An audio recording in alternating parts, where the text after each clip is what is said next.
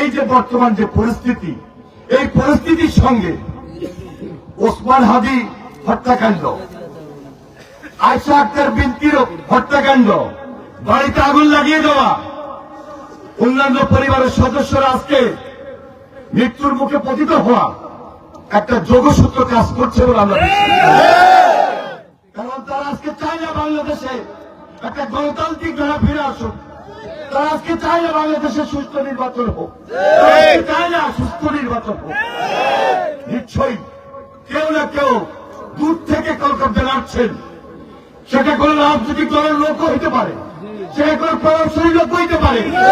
আমরা তাই সরকারের প্রতি আহ্বান জানাই, আমরা তাই পুলিশ প্রশাসন লক্ষ্মীপুর আপনাদের কাছে আহ্বান জানাই, সঠিক তদন্ত এবং তদন্তের মাধ্যমে প্রকৃত খুনিদেরকে আইনের আওতায় নিয়ে আসতে হবে, তাদের শাস্তির ব্যবস্থা করুন।